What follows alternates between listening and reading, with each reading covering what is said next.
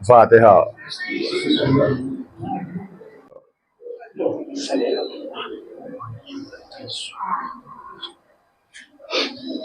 सल्लल्लाहु मोहम्मद व आले मोहम्मद। औज़ु बिल्लाहि मिनश शैतानिर रजीम। बिस्मिल्लाहिर रहमानिर रहीम। अल्हम्दुलिल्लाहि रब्बिल आलमीन। सारी तारीफें हैं अल्लाह के लिए, दुरूद व सलाम है मोहम्मद व आले मोहम्मद के लिए।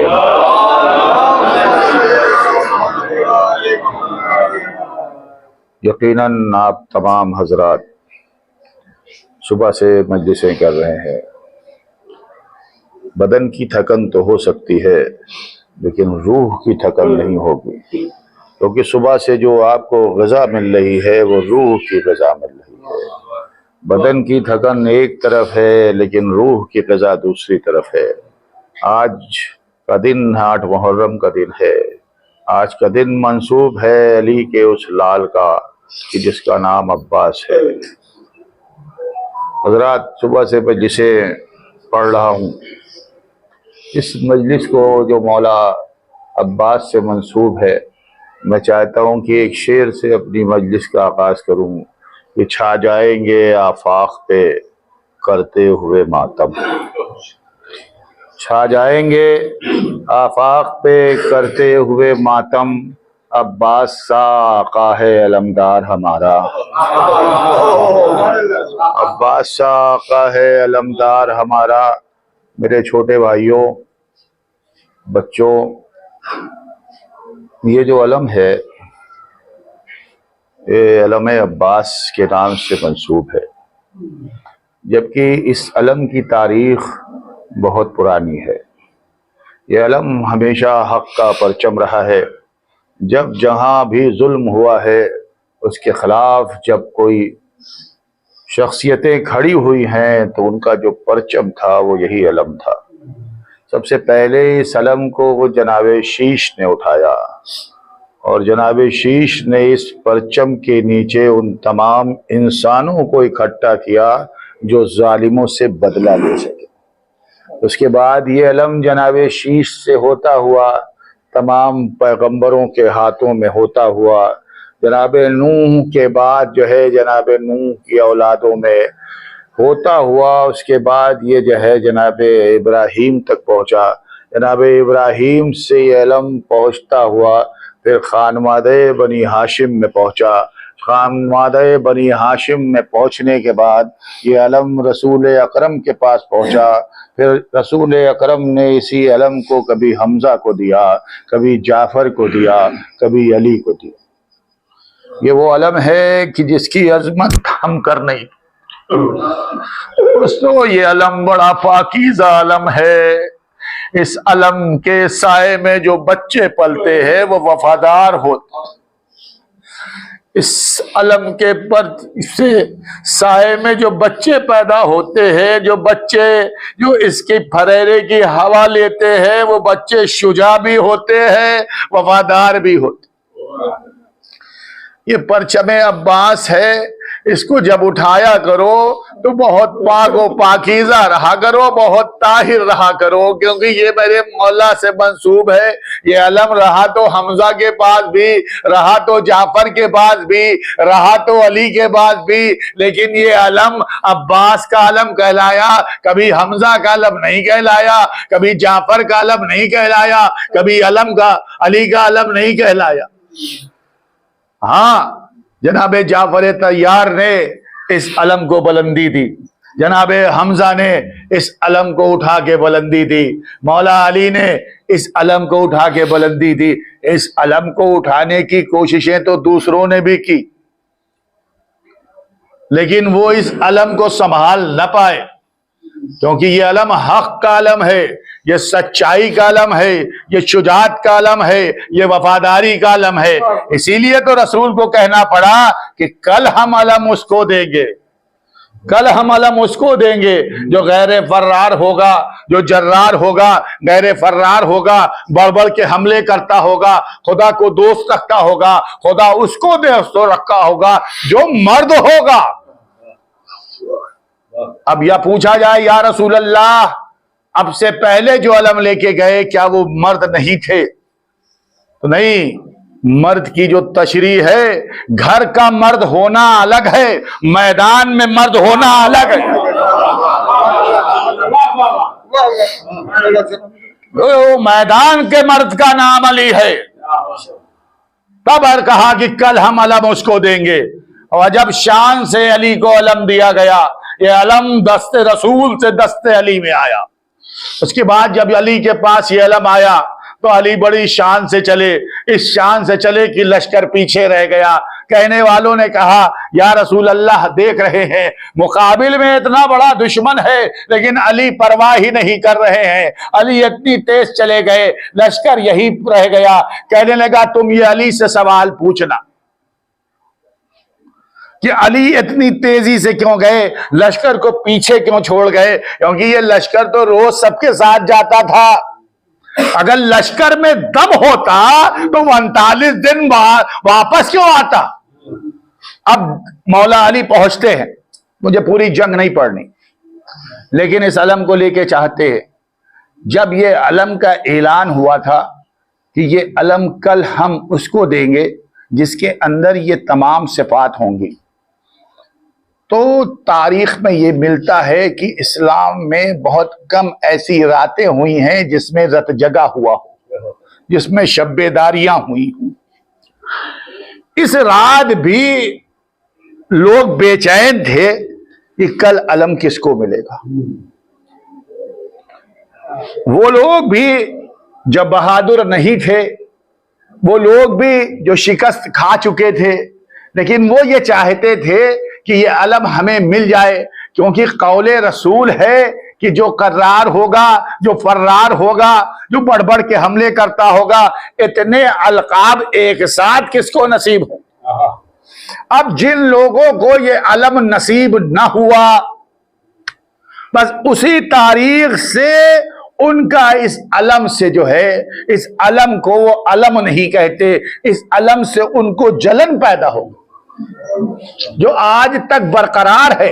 वरना इस्लाम की इस वक्त ये वाहिद निशानी है।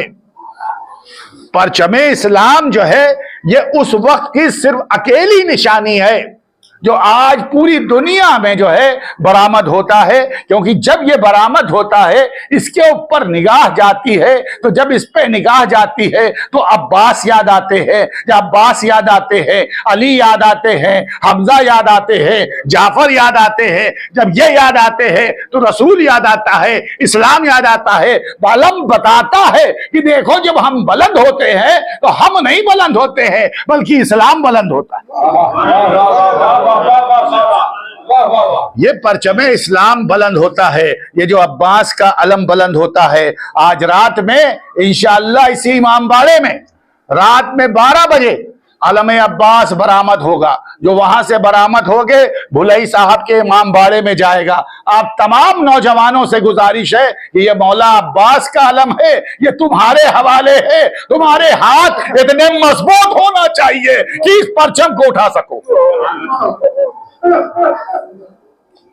सबको नसीब नहीं है ये अलम उठाना, सबके नसीब की बात नहीं है। बहुत नसीब वाला होता है जिसको ये परचम उठाने का मौका मिलता, क्योंकि ये वो परचम है जिस परचम को लेके अब्बास करबला पहुंचे थे। और जब इमाम हुसैन अलैहिस्सलाम ने करबला में अपनी उस छोटी सी मुख्तसर फौज का अलमदार जनाब अब्बास को बनाया था, जनाब ओनो मोहम्मद भी चाहते थे कि हमें अलम मिले, क्योंकि जनाब अब्बास के बाद सबसे ज्यादा अगर हक था किसी का तो वो जनाब ओनो मोहम्मद का था, क्योंकि इनको दरियाल की तरफ से भी हक था और ननिहाल की तरफ से हक था।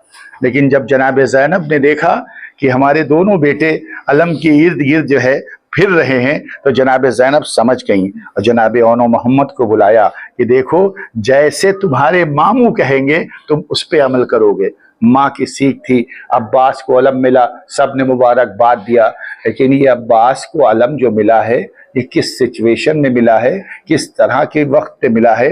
लोगों को जब अलम मिला है तो जंगें लड़ने गए हैं, फौज था, लश्कर था, लेकिन अब्बास के पास क्या लश्कर है। सबसे छोटे सिपाही की उम्र 6 महीने है और बुजुर्ग मुस्लिम इब्ने औसा वगैरह की उम्र जो है 90 साल।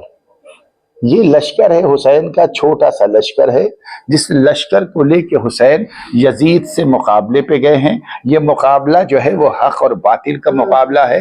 अब्बास सुबह से देख रहे हैं जंगें हो रही हैं, जंगें हो रही हैं, सब शहीद हो रहे हैं, अइज़ा शहीद हो गए। अब्बास की बारी आई। अब्बास सकीना के मश्क को लेके दरिया की तरफ बढ़े हैं। मुझे जंग ये नहीं पढ़नी है, लेकिन जंग जब जो है अब्बास दरिया की तरफ बढ़ रहे थे तो हैबत अब्बास इतनी ज्यादा थी। ये मौला अब्बास हम पढ़ देते हैं, आप आसानी से सुन लेते हैं, कभी मौला अब्बास के बारे में पढ़िएगा। ये मौला अब्बास क्या थे। इमाम हुसैन जानते थे कि अब्बास की ताकत क्या है। इमाम हुसैन जानते थे कि अब्बास कितना ताकतवर, क्योंकि इसको अल्लाह के शेर ने जो है वो गुर सिखाए थे, वो फन सिखाए थे। जो अली को तमाम फन आते थे वो सब जो है अब्बास को सिखाए थे। और जनाब अब्बास की ताकत का कोई अंदाजा लगा नहीं सकता था। एक हल्का सा उन्हीं ने अपनी जंग को दिखाया था तो ये आलम था कि जब कोई सवार सामने आता था तो अब्बास जब ठोकर मारते थे तो वो सवार घोड़े समेत उड़ जाता था। और जो जनाब अब्बास का बदन बहुत बड़ा था। जनाब अब्बास जब दुलदुल पे बैठते थे तो उनके पैर जमीन पर पहुंच जाते थे। जनाब अब्बास जब चले हैं और उसके बाद जनाब अब्बास ने जब फौज सामने आई है तो जनाब अब्बास की हैबत से फौज फट गई, फौज फट गई। दरिया में जाने से पहले मौला अब्बास के सामने कोई आया नहीं, किसी की हिम्मत नहीं पड़ी कि अब्बास के सामने आ जाए।